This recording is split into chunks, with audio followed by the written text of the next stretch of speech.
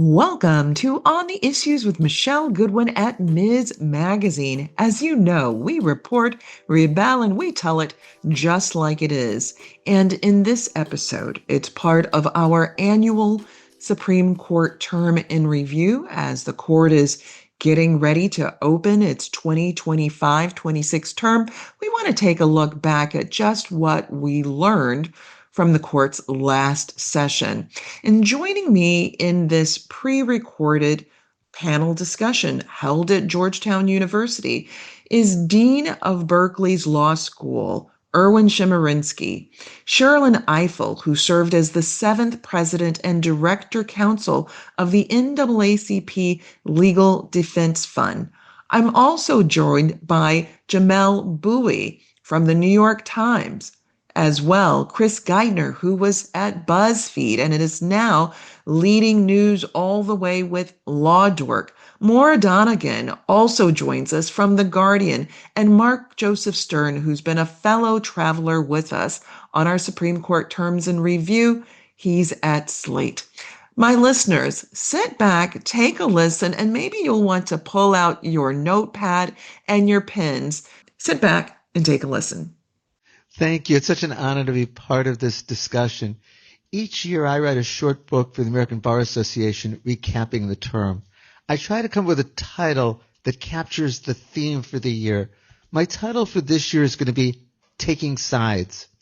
Our country is more ideologically divided than it's been at any time since Reconstruction. Many of the cases this term posed issues with regard to that ideological divide. Time and again, the Supreme Court came down on one side, and solidly so, the very conservative side. I think the most important cases to illustrate this, and among the most significant of the term, involved presidential power, and also was the year that the culture wars came to the Supreme Court. With regard to presidential power, let me start not with nationwide injunction, but the many instances where matters came to the Supreme Court on the emergency or so-called shadow docket. Overwhelmingly, the Supreme Court has sided with President Trump. Give just two examples, and there are many. One is from a week ago Monday. It's a case called Department of Homeland Security versus DVD. And the issue was whether the Trump administration could deport individuals to South Sudan. There's a federal statute that lists where people can be deported to, illicit and priority order. Only if there's nowhere else to go does the administration get discretion. A federal district court issued a preliminary injunction against sending individuals to South Sudan. It clearly violates the federal statute. But the Supreme Court, 6-3, lifted the preliminary injunction, allowing the Trump administration to do this. What's particularly striking is the 6 justices of the majority didn't even feel a need to write a word of explanation for what they were doing. Another example of this that hasn't gotten nearly enough attention is Trump versus Wilcox. In 1935, in Humphrey's Executive versus the United States, the Supreme Court said that Congress can create federal agencies and provide protection for removal of the commissioners of those agencies, can limit removal to where there's cause. President Trump announced he's not going to follow Humphrey's executor. He believes it's a unitary executive, and he can fire anyone in the executive branch. He fired Gwen Wilcox, a commissioner on the National Labor Relations Board, even though she's a term that goes till 2028, even though she's going to be fired for cause. He fired another person, Kathy Harris, who's the head of the Merit System Protection Board. Same thing, there's a statute providing protection. The lower courts, the D.C. Circuit en banc, ruled in favor of Wilcox and Harris. They said Humphrey's executor is the law, and it has to be complied with unless and until the Supreme Court overrules it. But the Supreme Court, in a 6-3 decision, reversed the D.C. Circuit, allowing Trump to fire Wilcox and Harris. As Justice Kagan said in her dissent, this was the Supreme Court effectively overruling a 90-year precedent without briefing an argument on the shadow docket. And then, of course, there's the birthright citizenship case from last Friday, Trump versus Casa. This is the Supreme Court unquestionably reducing the powers of the federal judiciary to check the president. At the same time, we have a president was asserting unprecedented authority. Here I must respectfully, though strongly, disagree with what Mr. Conway said on the last panel. He said federal courts are limited to deciding cases and controversies. Of course, that's true, but there were cases. Trump versus Casa, Trump versus New Jersey, Trump versus Washington, and the federal courts were issuing relief in those cases. He said, as Justice Barrett did in her majority opinion, that nationwide injunctions didn't exist early in American history, are relatively new. Federal courts have always had broad injunctive power. And the fact that something wasn't done in 1791 doesn't mean that the courts didn't have power to do it. In fact, I can show you nationwide injunctions going back well over a century. The reality is it's going to be much more difficult to check the president. Now you're going to need to file lawsuits in 94 federal districts. And the president can continue to lose in many of them and continue the unconstitutional practice in others unless the Supreme Court gets involved. Mr. Conway, Justice Barrett said, there's class action suits, but they have additional procedural obstacles. And we'll have to see if they're really there. Because I predict, and I'm sure of this, the Trump administration will try to oppose every one of those class actions and certification. I think here what Justices Sotomayor and Jackson said in their dissent is right. This is very much weakening the rule of law.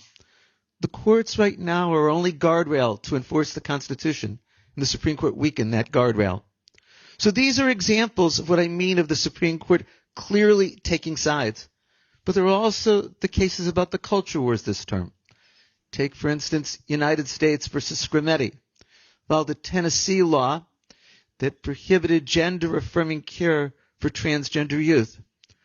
26 states have adopted such laws, all with Republican-controlled state legislatures. A federal district court issued a preliminary injunction against this. The federal district court said, this is sex discrimination. The federal district court said, this is discrimination against transgender individuals. The United States Supreme Court, in a 6-3 decision, upheld the Tennessee law. And here, too, it was very much the Supreme Court taking sides. Chief Justice Roberts wrote the opinion for the court. He said, it's not sex discrimination because the Tennessee law prohibits gender-affirming care for both boys and girls. But as Justice Sotomayor said in her dissent, what this law means is that certain drugs can be given to boys for gender-affirming reasons. Boys for whom puberty is delayed can be given testosterone. Certain drugs can be given to girls for gender-affirming reasons, estrogen where puberty is delayed. But those drugs can't be given to boys for gender-affirming reasons or to girls for gender-affirming reasons if they're transgender. This, as Justice Sotomayor said, is sex discrimination. Also, the court said this isn't discrimination based on gender identity. In coming to this conclusion, the Supreme Court invoked one of the most ridiculed Supreme Court decisions in history, Geduldig versus Aiello. Geduldig was a 1974 case that involved a California law that said the state would pay for its employees for any disability related to health, but not pregnancy-related disability. It would pay for disabilities that would only affect women, say from ovarian cancer, or only affect men, testicular cancer, but not pregnancy. And the Supreme Court said excluding pregnancy wasn't sex discrimination. The court said there's two categories of people, pregnant people and non-pregnant people. And since women are both categories, that's not sex discrimination. That's what the court said. Chief Justice Roberts says, well, there's two categories of people under the Tennessee law. There's transgender individuals who can't have these hormones for gender-affirming reasons. And then there's all the other people who can have these hormones for other reasons. He said, since transgenders are in both categories, that's not discrimination based on gender identity. Of course it is. The whole law is about gender identity. Justice Sotomayor ridiculed this in her dissent and said, this is the same as if a state were to say, we're not going to provide any insurance for anybody who can ever menstruate, but it's not sex discrimination because some women don't menstruate. The whole point of it is discrimination based on gender identity. The court didn't reach the issue of the level of scrutiny to be used for gender identity discrimination, but I think the court has signaled where it's going in that regard. There was another matter on the emergency docket, United States versus Schilling. It involved the Trump administration's ban on transgender individuals serving in the military. The district court issued a preliminary injunction. The Supreme Court, 6-3, overturned that preliminary injunction, allowing the discrimination. One more case I'd mention with regard to the culture wars came down last Friday, Mahmoud versus Taylor. The Montgomery County, Maryland school system adopted a curriculum with regard to education about sexuality, sexual orientation, and gender identity, and it started at a young age. A group of parents objected on religious grounds. They said that they should have had notice and the opportunity to opt out. The United States Court of Appeals for the Fourth Circuit upheld the Montgomery County curriculum, but the Supreme Court 6-3 reversed. Here, Justice Thomas wrote the opinion for the court, and Justice Alito wrote the opinion for the court, and Justice Sotomayor wrote the dissent. Justice Alito's majority opinion here said that this is a substantial burdening of religion, therefore strict scrutiny is to be used, and the conclusion was that parents should have the right to notice and to opt out. As Justice Sotomayor said in her dissent, never before has the Supreme Court said that mere exposure to material is a violation of free exercise of religion. But she also said, and I think she's right, this is going to cause chaos in the public school system. Anytime a parent objects to anything now, they have the right to notice and opt out so long as it's on religious grounds. If a parent objects to evolution being taught in science or biology, they have the right to notice and opt out. If a parent objects to English classes where they read The Wizard of Oz or Harry Potter because there's witchcraft, they'll have the opportunity to notice and opt out. And the government will have to meet strict scrutiny, which is enormously difficult for it to do. This is so much the Supreme Court coming down on one side of the culture wars. I can give other examples, both with regard to presidential power and culture wars. But here I want to conclude, again, by disagreeing with Mr. Conway. I don't believe it's the role of the Supreme Court to pick and choose and be careful. I think Marbury versus Madison got it exactly right, that the Constitution exists to limit the government, and those limits are meaningless if they're not enforced by the court. And I think what the Supreme Court has done is very much abdicate its role. And so I think the profound question going forward is, at a time when our country is so ideologically divided, what will it mean to have a Supreme Court that's consistently and solidly come down on one side of that ideological divide? Thank you so much, Erwin. Can we give him a round of applause for that overview? So Erwin Chemerinsky is the dean of Berkeley's law school. Sherrilyn Ifill, who is to his left, served as the 7th president and director counsel of the NAACP Legal Defense Fund, and is the founding director of the 14th Amendment Center for Law and Democracy at Howard Law School. I'm also joined by Jamelle Bouie from the New York Times, who's to Erwin's right, and to his right is Chris Geidner, who was at BuzzFeed and is now feeding us all news through Law Dork. And then Moira Donegan to his right, who's at The Guardian and providing some of the most comprehensive coverage that we've been having on the status of women, and so needed for a very long time. And immediately to my left, Mark Joseph Stern from Slate. And with that said, let's get started and get all into it. And Sherrilyn, I'll start off with you. Were there big surprises for you for this term? You were mentioning at our table that you knew the gloves were off and that things would be, in some ways, as we have seen them, based on just simply paying attention to what the now sitting president has said. Surprises for you this term? First of all, thank you so much for having me join you. This is wonderful. And Michelle, I heard the introduction, but they left out badass. You are also a badass. Oh, thank you. And takes one to know one, Sherrilyn. And thank you, Dean Chemerinsky. I said I wanted to be sitting down there to listen to him because it's mesmerizing. I wouldn't say surprises. I mean, I would be lying if I said I was surprised by anything the majority of this court did. And I stopped being surprised a couple of years ago when the Supreme Court decided the Section 3 case under the 14th Amendment. Section 3 of the 14th Amendment says that those who have participated in insurrection cannot serve in state or federal government. And that decision was so egregious and so over the top. And I read very closely the dissents in that case. And I heard Justice Kagan and Sotomayor and Jackson to be sounding an alarm. They were trying to tell us something, and they said it in terms that was maybe the starkest I had heard. And I felt like they were ringing the alarm bell. They were telling us that 6-member majority is okay with this stuff.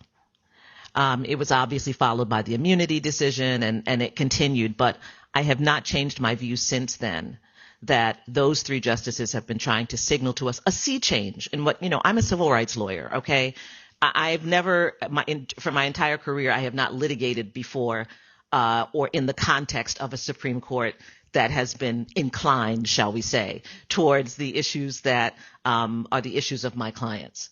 But this is very actually different than what I have seen over the course of my career for all of the reasons that Dean Chemerinsky just talked about. And it's extremely explicit. And I'll just give, one example. And I think that this is what Justice Jackson is talking about in her dissent in Medina and certainly in her dissent in Trump versus Casa. There always was a glancing pass towards understanding the effect of their decisions and even saying something about the effects of their decisions. This court not only militantly refuses to talk about the effect of their decisions, they kind of gaslight us into pretending that the effects of their decision won't be what they are. It really begins with Shelby County versus Holder, to be honest, right? I mean, it took an hour before the Texas Attorney General was saying, okay, let's impose the voter ID law that we had been kept from imposing under Section 5 in the past, right? There was this willingness of the court. It's a carelessness, a devil may care, a hard charging move towards their agenda, towards checking off a set of issues that have long been issues, that those on the legal right have cared about, right? Unitary executive, mass executive power, limiting powers of district courts, although I think that has gone off the rails, limiting the 14th Amendment. There are all kinds of things that have been just part of the, in the suitcase of the legal right. But this court has shown itself willing, almost with breakneck speed, not willing to leave anything to chance, checking off those boxes without regard to what the effect of the decision is. It's unpacking the suitcase. It is. Well, with that said, let's then talk about these cases and give them more deliberation. Mark, I want to start with you, and I'll go to some of the other panelists about the U.S. v. Scrimeti case. And I want you to tell us about the case, our listeners, so that they understand what was at stake. What is the law about in that case? Yeah, so this is a Tennessee law that prohibits, as Erwin was explaining, medical treatments for youth experiencing gender dysphoria that allows them to receive gender-affirming care and transition to the gender they identify as. And as Erwin explained, these so clearly classify on the basis of sex. If you are a boy who is assigned male at birth and you develop unwanted breast tissue, you can receive testosterone treatments to reduce that breast tissue. But if you are a trans boy and you were assigned female at birth and you develop unwanted breast tissue, you cannot receive testosterone to reduce that breast tissue. So whether or not you can receive the same treatment for the same reason depends entirely on the sex that you were assigned at birth. And under a long line of Supreme Court precedent, that is so blatantly sex discrimination, as well as discrimination on the basis of transgender status. And to sort of close his eyes to that, I think that Chief Justice Roberts had to really badly contort. And he wrote the decision. And he wrote the majority opinion. He had to very badly sadly contort the law of sex discrimination and the law of equal protection in order to pretend as though these laws are not, in fact, trying to force children to adhere to a certain sex and certain sex stereotypes. And he had to close his eyes to the text of the law itself, which states that one of the legislature's key goals was to make minors appreciate the sex they were assigned at birth. And so to just be clear about this too, right? So it's not that in the state of Tennessee, which some people might think, that gender affirming care is banned altogether, because it's possible. Is that right, Moira?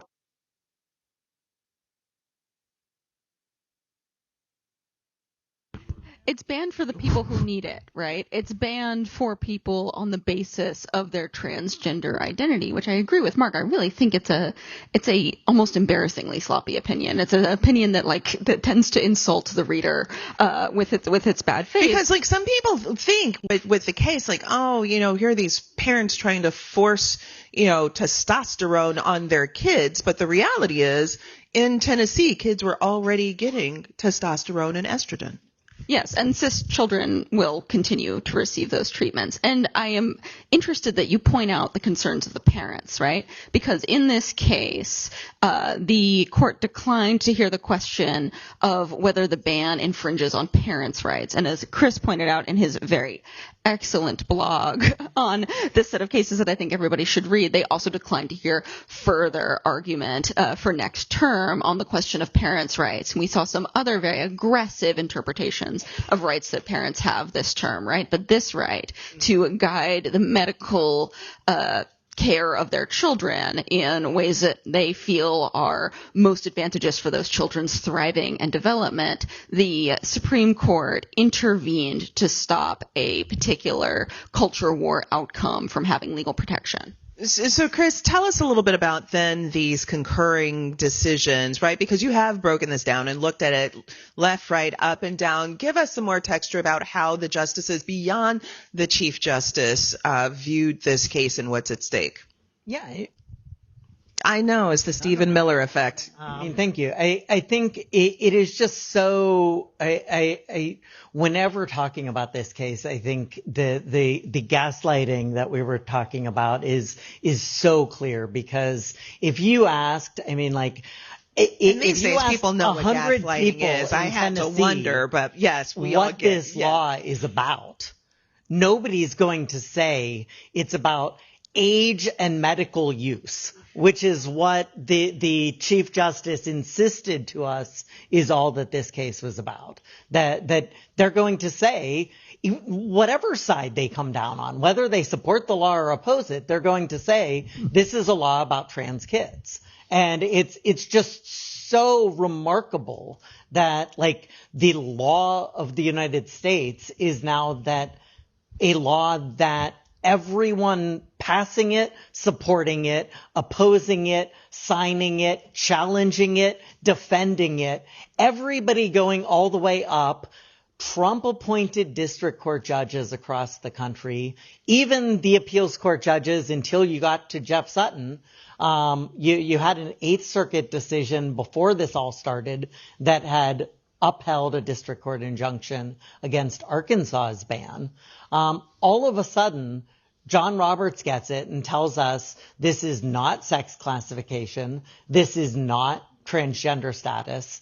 And because of that, that's the only way that they're able to then do the second trick, which is we're not even going to look at the debate over the evidence. He literally says the fact that there is a debate was all that the Tennessee legislature needed to prove to form a rational basis. And because of that, you just went forward. And so then you're stuck with this ruling and the dissent that you get from Justice Sotomayor that really does. Tell us about that dissent and back to this gaslighting, right? This sort of sense when it's raining outside that we're told it's not really raining, or you really don't need an umbrella, or you really don't need to have something that protects you from the rain. Yeah, no, it's this idea that we saw that you can just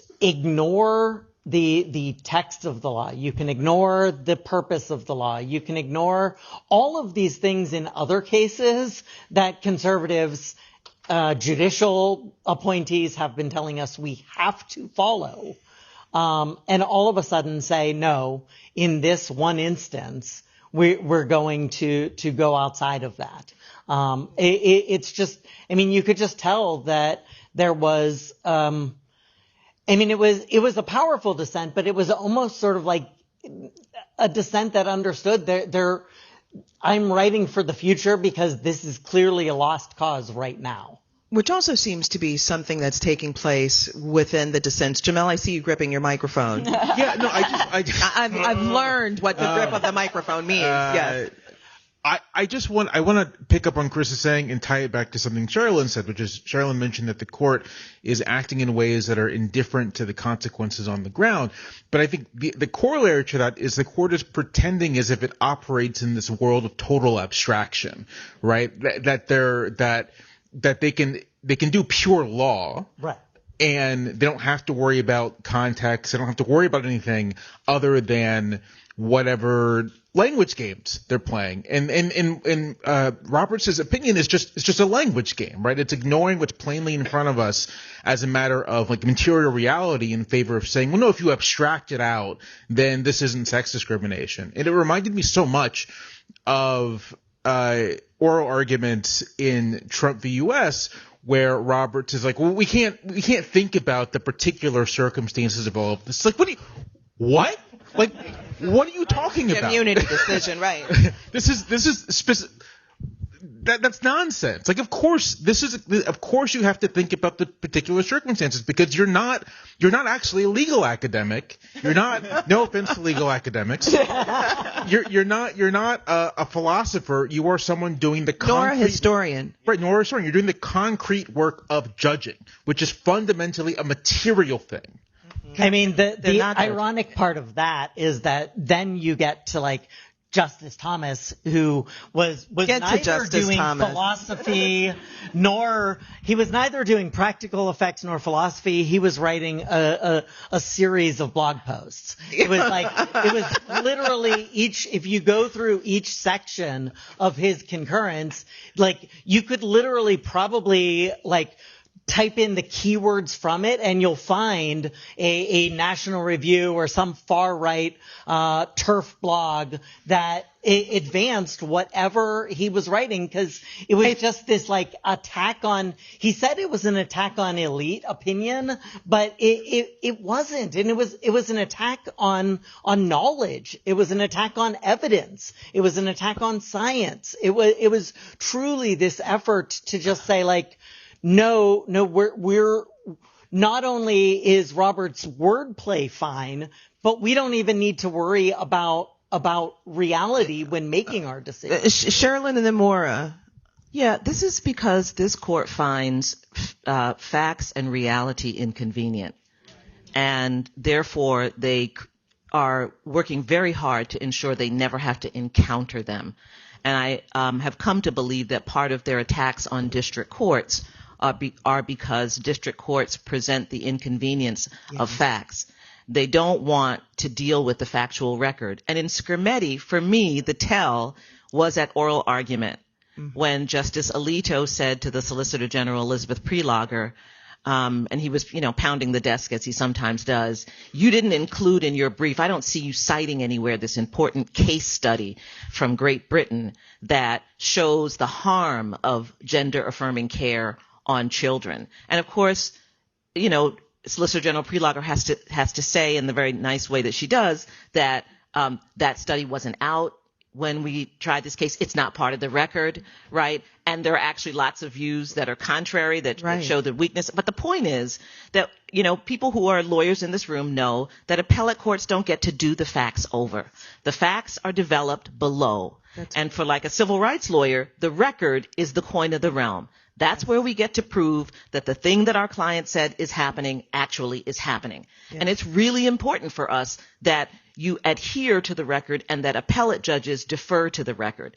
This Supreme Court, part of their attacks on district court judges is they don't want to have to deal with what it means that this administration is coming before district courts and lying for the express purpose of disappearing people into other countries. So they can make decisions about whether you can send people to South Sudan and so forth in the abstract without dealing with, there were some very important facts on the ground. In fact, Justice Alito called those facts sketchy. Yeah. That there was some sketchy evidence that the administration was playing a fast and loose with the truth and with lying to the court. So that's what we're seeing. What you're describing, Jamelle, is exactly what they want. They don't want to have to deal with the inconvenience. And just the last thing I'll say, Michelle, that's what makes them different from earlier courts, I think. Okay. Because in the most difficult circumstances in this country, circumstances where, we had violent conflicts, circumstances where people were being taken to Guantanamo and so on and so forth, you would find a conversation in these opinions about what was actually happening. And you don't find that anymore. And how people's lives were being affected. Yes. My final question that's going to be on Scrimetti, and then we're going to move on because we've got others, which is that this comes 3 years after the Dobbs decision, which overturned Roe v. Wade and Planned Parenthood v. Casey. And to your point, Sherrilyn, thinking about a prior court, this 1973, it's a 7-2 opinion. It's not even close. Justice Blackmun authors the case. He's appointed by Richard Nixon, gives us some sense of just how different, how far this court is.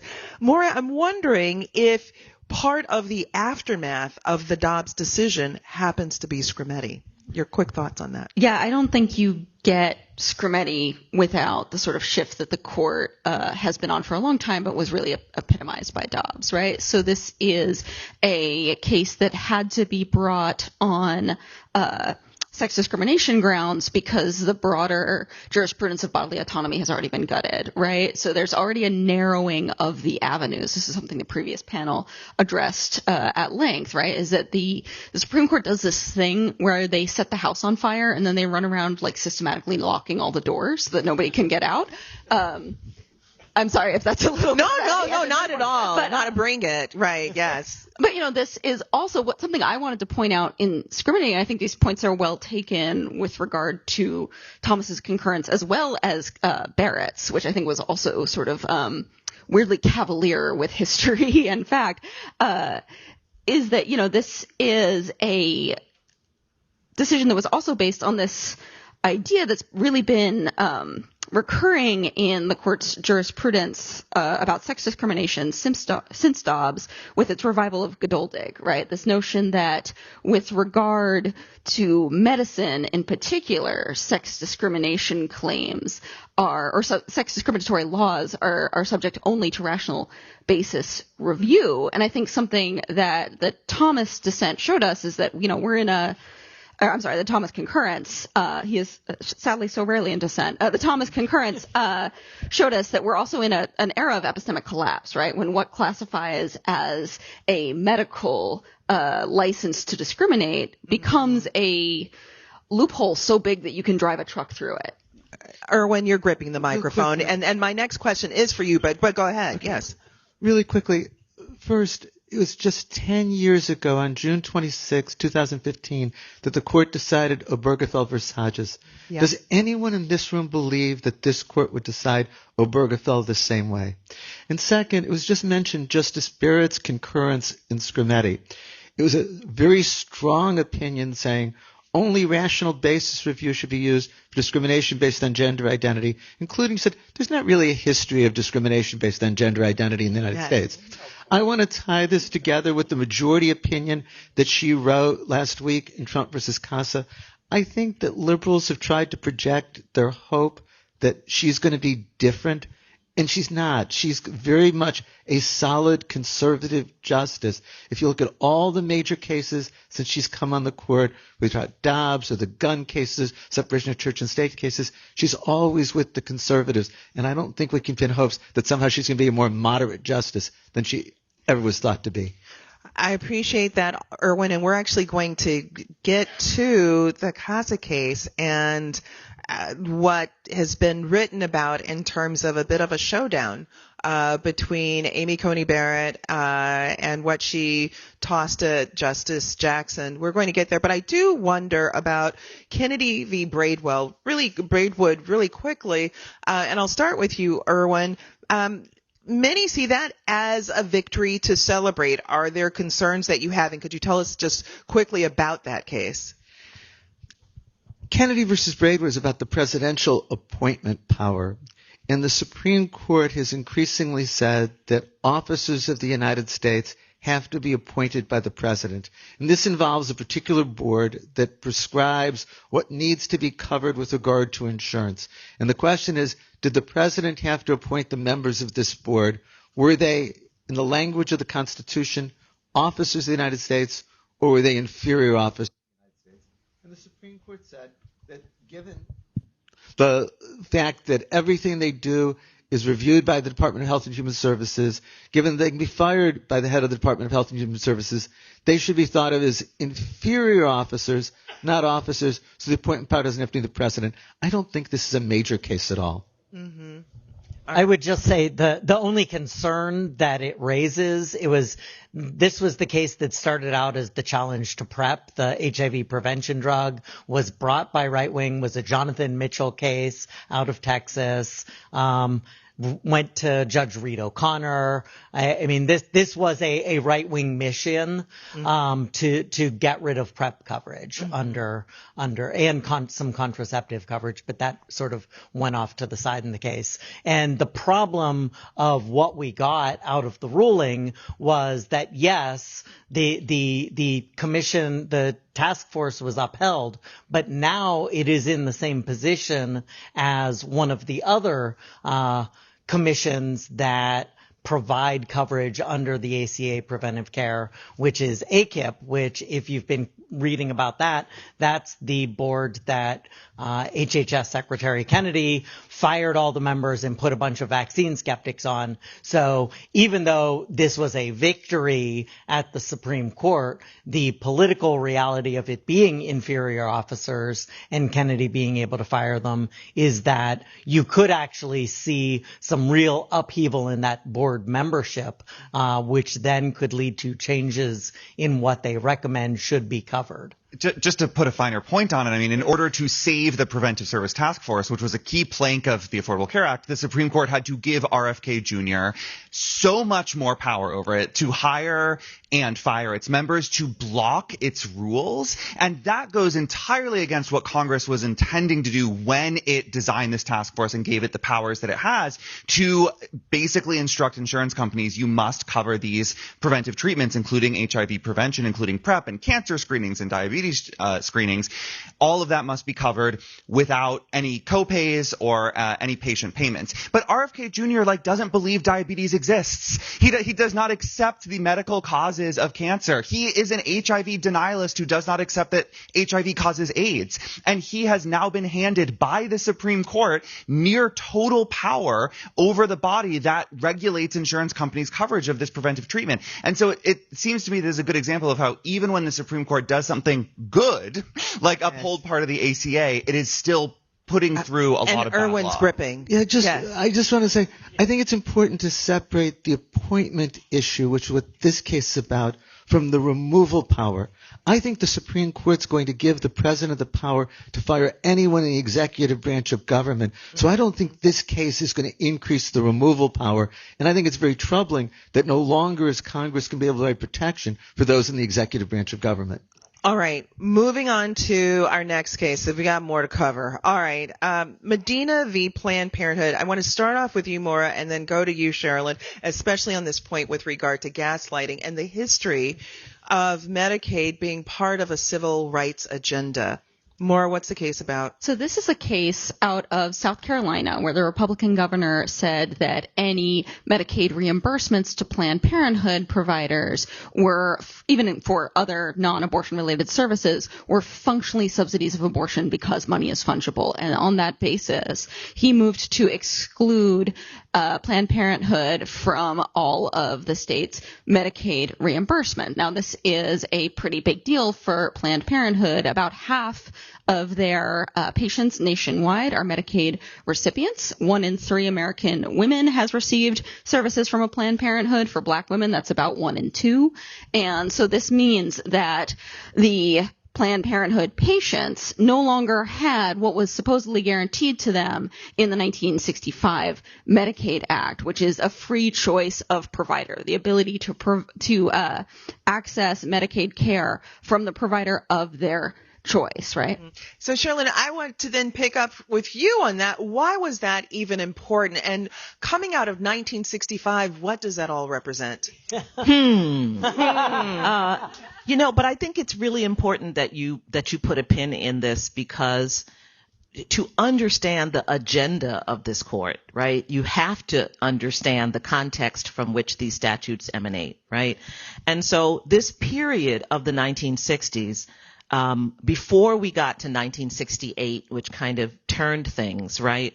This period was also this period of the Great Society, in which Lyndon Johnson had been advised by a number of very powerfully important people, including Marion Wright Edelman and others, about the relationship between race and poverty, and folding that into the civil rights piece.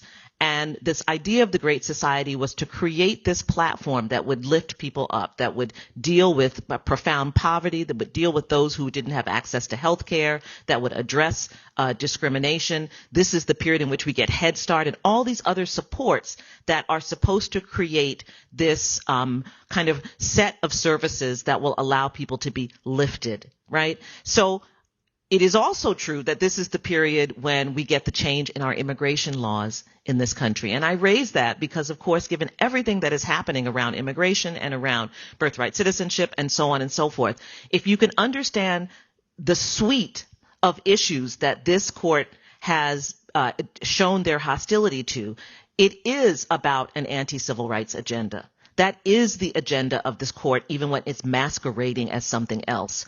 What was powerfully important in, I think, Justice Jackson's dissent in this case was her doing what she does so well and did as well in Trump versus Casa, which is compelling the court to deal with Reconstruction history and the history that undergirded the ratification of the drafting and ratification of the 14th Amendment and the civil rights statutes that emanated from the 14th Amendment, including the Enforcement Acts of 1870 and 1871. And her willingness to mine that history, to tie together the Medicaid Act with that project, the reimagined project of our country that emanates from the 14th Amendment, was incredibly powerful and important. Justice Thurgood Marshall, when he was later interviewed about being on the bench and the effect he had on the bench, and one of the things he said was, and he said it, he said, not one of them knew anything about Black people before I got there. Not one of them. And you know who the them he was talking about. So that's what Marshall said. I would paraphrase that around the 14th Amendment before Justice Jackson got there, because if you read their opinions, particularly in civil rights cases where they purport to address that history, they do it so anemically. They so clearly have never done a deep dive on the history of the 14th Amendment and the intentions of the framers of the 14th Amendment. And I almost think that part of the agenda of the long arc of this court's discrimination, and actually not just this particular set of justices on the court, has been to diminish the power and authority of the 14th Amendment as a restart. So we see it coming out in this dissent where Justice Jackson calls it out and essentially says, we've got to really deal with what was the 1871 Enforcement Act about? Why does it connect to Medicaid? And of course she does the same in Trump versus Casa. What was birthright citizenship all about? What was it meant to do?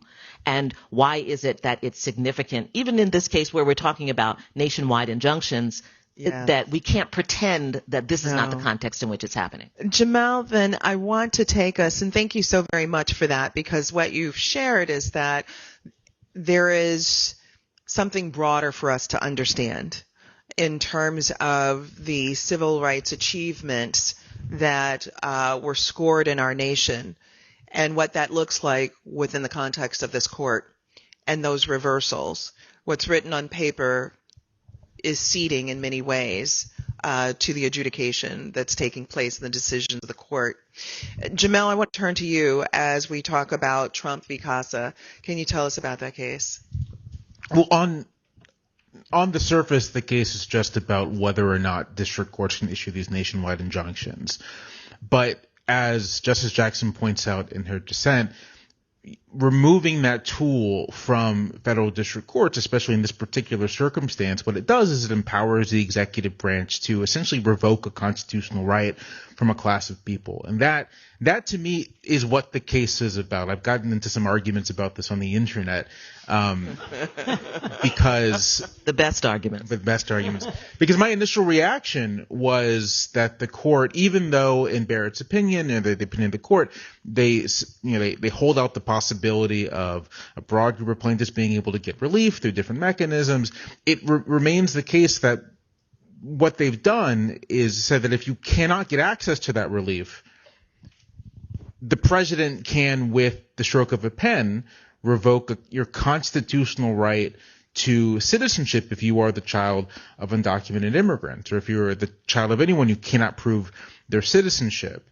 And there's been this debate over, whether or not the framers of the 14th Amendment intended birthright citizenship to apply to undocumented immigrants. And my response to all of this is about kind of the origins of the amendment, which weren't narrowly about enslaved people, but quite broad about creating a country where there is no more tiered citizenship. Like, this is the language of the framers of the 14th Amendment. They are constantly talking about caste. They're constantly saying we cannot have caste in this country. Charles Sumner refers to color caste. Thaddeus Stevens refers to caste. All these people are talking about this notion established in the slaveholding republic that there are tiers of citizenship, tiers of Americans, and they get particular rights depending on where they fall. There are Americans, and then there's property. Right. And the purpose of the birthright citizenship clause of the 14th Amendment, broadly, of the Reconstruction Amendments in their totality, is to end this notion of tiered citizenship, to write it out of the American Republic. And so as soon as you grant this president the ability, even if it's theoretical, even if plaintiffs get the relief, as soon as you grant that president the ability to at least temporarily question that, to say that, maybe in fact that there are tiers of citizenship, you've done just tremendous violence to the constitutional text. So, Erwin, there are some that say that this is not a case for people to worry about, that this was just procedural. It doesn't reach anything substantive. What's your response to that? But procedure does affect substance. If you can't get to court, then your rights aren't going to be protected. If the court can't provide a remedy, then your rights aren't going to be protected. The reality is, and I think everyone has to agree, this lessens the power of the federal courts to check the executive branch of government. And it happens at a moment when the executive branch is systematically ignoring the Constitution. Maybe it'll turn out that class action suits are a substitute. But as I said, I expect the Trump administration will fight very hard against class certification. Maybe state governments will be able to sue. But what we've done last Friday is lose an important judicial check on the federal government. Michelle, can I just for a second, just because I want to respond. Sherrilyn, Chris, and then Mark. I just want to respond to the class action piece because George talked about how these are not like B3 class actions. And just speaking as a civil rights litigator, where B2 class actions are my bread and butter, it's not a cakewalk. It's not a cakewalk. The federal courts, and particularly the Supreme Court, are extremely hostile to class certification. So hostile that they changed the federal rules. The Judicial Conference changed the federal rules so that now you can immediately appeal from a class certification decision that is adverse. So we're now talking about collateral litigation, right? That takes time, that takes money, and all of it happens in the context in which, how is this going to play out in real life? The way this plays out in real life is like what we have been seeing outside Home Depots. A masked group of men roll up to the maternity ward or roll up to your house as a new parent and say your baby is not an American citizen, and we have a deportation order. We're going to deport that baby, right? They're not going to wait for you to get to the courthouse, right? And it's not going to be everyone who gets to the courthouse. We already know that. Where there are class actions, it's no mistake that the class actions so far have been filed in Maryland and New Hampshire, right? It's no mistake that they're trying to go through systems where they're likely to get favor. But what about if you are in Texas? And what is your Texas Attorney General going to do? Is the Attorney General in Texas going to sue on behalf of people in Texas? They are not. This court has been hostile to nationwide injunctions, so nationwide class actions. So if you couldn't get a nationwide injunction, you're not going to get nationwide class action status either. So I think when we talk about this as though in the pendency of, we say go to court, in the pendency of your going to court and litigating, we're talking about babies being ripped out of the arms of their parents or not, and the whole family just having to leave the country because this administration wants to execute orders against that baby. This is shocking and horrifying, and to keep it abstract makes us complicit in denying what is really happening here.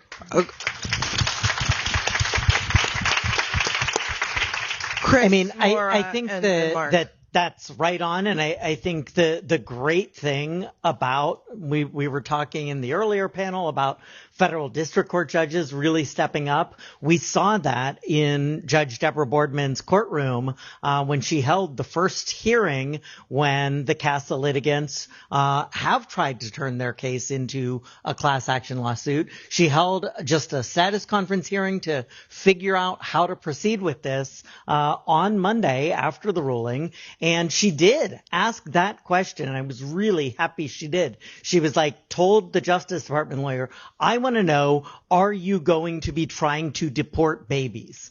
And I think it was so powerful to hear that question and to hear DOJ need to give sort of this proceduralist answer about the 30-day stay, which ironically, of course, the Supreme Court can still give that stay. The other thing I just want to say quickly is that from Justice Jackson's dissent, I think she really did hit the nail on the head when what she said was that this turns constitutional rights upside down, because it makes it so that the presumption is that a constitutional right can be withdrawn, and you have to get a ruling saying that you get to keep it, and that just is unfunctional. So as our time is rounding down, you got us to where I also want us to go, and Moira, you're taking the microphone, which is that tension between the majority opinion written by Justice Amy Coney Barrett and then that powerful dissent written by Justice Jackson. I was really glad that Jackson wrote separately after also joining Sotomayor's dissent for the two other liberals, because she really drove home what I think is the takeaway of this ruling, which is that there now is a presumptive lawlessness, at least as applies to those who do not have the ready resources and wherewithal to achieve that relief that, as Kavanaugh, I think, sort of said the quiet part out loud in his concurrence, the relief will be entirely at the actual Supreme Court's discretion, right? And this is a, kind of a scary new state of affairs in terms of actually getting the laws and the rights enforced, which is now a much narrower privilege rather than a fundamental guarantee. However, I wanted to point out that there was some real hostility directed towards Justice Jackson by Justice Barrett in a way that I think gave us a little bit of insight into how tense things have gotten in chambers. And I was really struck by the tone that Justice Barrett took towards Justice Jackson. I see Mark trying to. I thought Justice Barrett was extraordinarily disrespectful toward Justice Jackson in that opinion. I thought it was shameful the way that she addressed her so contemptuously, and I think that it may well reveal some implicit biases on the part of Justice Barrett about what kind of person she thinks can speak with authority on these issues, and for some reason Justice Jackson isn't one of those people. So I'll leave that. Well, Justice Barrett was joined by the other her five colleagues, so we shouldn't just put it on her. And therefore, I think that it was an effort by many of them who agreed that it was time to try and put Justice Jackson in her place, because remember, she had that colloquy with Justice Gorsuch earlier in the was it the Sanford, Florida case, the Stanley case, right, where she said, I can't abide the narrow-minded approach, right, of this court. So I think that it's not only Justice Barrett that wanted to kind of hit it hard. I think she was joined by her colleagues who decided. Who perhaps helped to goad her along. for sure. I strongly agree. I just want to make one more point that I think ties us back to where we started about this court pretending that it's not looking at the consequences or the political context of its decision. So just to spell this out, for 4 years under Joe Biden, this Supreme Court repeatedly affirmed and upheld nationwide injunctions against the Biden administration. Every single justice in the CASA majority repeatedly voted to uphold these nationwide sweeping universal injunctions against Joe Biden for 4 years. And then within 6 months of Donald Trump returning to power, those justices abolished universal injunctions and cut back nationwide relief. Why would that be? I think the only real reasonable answer that we can give is that those justices thought that Donald Trump deserved more power, that they want to cut back the district courts that are trying to rein in Trump's lawlessness, and they want to give Trump more discretion, more freedom to implement his agenda, even when it is unlawful. And what is bizarre is that, as Justice Sotomayor noted in her dissent in CASA, you will not find a constitutional right more clearly spelled out than birthright citizenship, right? It's not something sort of hazy like equal protection or free speech. It is right there in the text of the 14th Amendment. And so for the court to use this particular case with this particular question to give the president this newfound freedom to start to implement unconstitutional policy, it either shows extraordinarily callous disregard for the actual rights of humans on the ground, or it is a deeply ominous sign about where the court will land on the ultimate Can I just wrap and just bring it back to the beginning? We are going to wrap it up because they're like flashing like signs and numbers I'm just going to bring it to the beginning.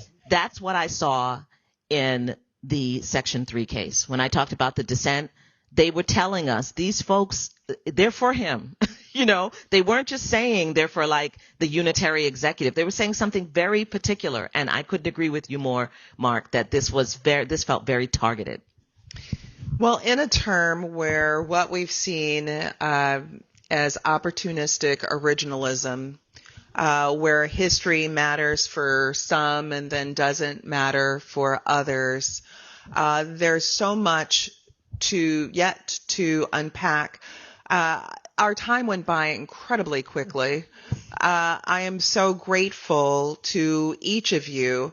I want to just take the chair's discretion, even though I've gotten looks from the back, to just give you each just a quick moment to just wrap up. Regina shared what I do on my podcast, What's the Silver Lining? So we heard that from an earlier panel.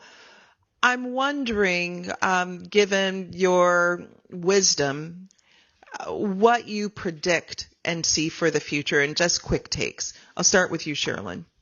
Well, I already wrote about this. I see an opportunity for us on the other side of this, and I cannot tell you when the other side will be, but I believe one day there will be one. And when we get to that other side, we need to reimagine our Supreme Court and what are the qualifications. How do we evaluate whether a distinguished lawyer has what it takes to take on the awesome responsibility of sitting on the United States Supreme Court? We have the justices that the system that we have created for selecting justices provides. We're getting what we paid for. And what we paid for are people sitting at a table answering questions in a way that is not truthful, that is designed to get them on the bench. We have allowed ourselves to be clouded by what they say. We have pretended that saying you think that judging is like calling balls and strikes to seem like a virtue instead of a disqualifying viewpoint for someone who would take on the job of being Chief Justice of the United States Supreme Court. So that's my silver lining, the future. Thank you, Sherrilyn. All right, Erwin. It didn't have to be this way, so we shouldn't assume that of necessity it was going to be that way. If Hillary Clinton had won in 2016 and she had picked 3 justices, none of it would be this way. If Merrick Garland had gotten confirmed, and if Ruth Bader Ginsburg had stayed alive a few more months later, it would be a 5-4 court a very different way. I think that what we're going to have to face is it's going to be a very conservative court for a long time to come. Thomas is 77, Alito is 75, Roberts is 71, Kavanaugh is 60, Gorsuch is 58, Barrett is 54. So what we have to do, that's just the reality that we face. So we have to do is constantly show that this is an emperor that has no clothes. They're not following the law. They're not following originalism. They're imposing their own conservative values. And in addition to pushing back against the court, we've got to find other ways to succeed, because the court's not going to be the friend for progressives for a long time to come. Thank you so much, Erwin. All right, Jamelle. In the interest of not going on about how much I think we should just use institutional mechanisms to change the court, I will say that one thing I have really appreciated of Justice Jackson's opinions, or dissents rather, is her broad vision of who is included in American history. Didn't really so much talk about this in her Medina dissent, but she references the colored conventions, which if you don't know, basically throughout the early to mid 19th century, Black Americans in cities where there were large populations of free Black Americans basically held conventions where they discussed the constitutional issues of the day. They issued petitions to Congress. They kind of were deeply engaged in the work of constitutional debate, and they are remarkable documents that give us some insight into how people outside of the mainstream, but still very much engaged in American political life, understood constitutional and political debates of the day. And bringing that into a discussion of how Americans at the time thought about rights, I think it was a powerful rejoinder, but also I think can help us think about American history in a broader and more inclusive way, and in ways that actually are generative of new approaches to our Constitution, to constitutional amendments, to thinking about what our Constitution guarantees us. It is not the case that the Constitution is a document that grants extraordinarily narrow rights and narrow privileges to American citizens. Many of the people engaged in writing the thing in the various amendments didn't think of it that way, and I think Justice Jackson's offering us a way to recover these older meetings. Thank you, Jamelle. Chris, you're quick. Yeah, I'll take sort of a similar but the other side of that with Justice Jackson, which I think she is starting to chart out for us something that we are seeing in people like Democracy Forward and others, the ACLU, that there is a vision forward as well, that not only looking toward the history, but that part of being in the minority now, part of being the Great Dissent now, is not only looking to the past, but charting a course forward and remembering, as Sherrilyn alluded to, that there is a future. It's not Justice Harlan work. The only way that what we're doing now is worth it is if we are charting a path to get out and to what we do when we get there. Thank you so much. Maura. I was also going to say that I was excited about Justice Jackson, and you guys kind of stole my thunder, but I will echo some other people as well in saying that I think that one thing that is a silver lining of the sort of antagonism this court has shown towards litigants who aspire to equal protection and towards the concept that this is a country that guarantees dignity and equality across a lot of difference, is that has provoked a lot of people into an attention that they weren't paying to the ways that the law is asymmetrically applied and into the ways that rights are asymmetrically distributed by the political system that we have. And I think that is a sort of consciousness that is growing in people who didn't always have it. George Conway went to a protest. I don't know if you guys heard. And that, I think, is a very good sign.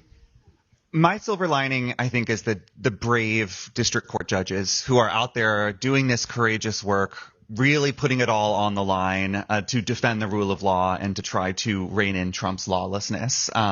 Judges like Deborah Boardman and James Boasberg and Amir Ali, who are forcing the Supreme Court to look at the facts and reality and actual law, putting it before them, making it impossible for them to entirely close their eyes to this stuff, and standing up for the most vulnerable among us and for democracy and civil liberties. And the Supreme Court might keep throwing them under the bus, but we have already seen these judges stand up and dust themselves off and get back to doing the work. And I guess my feeling is if they can do that, then so can we.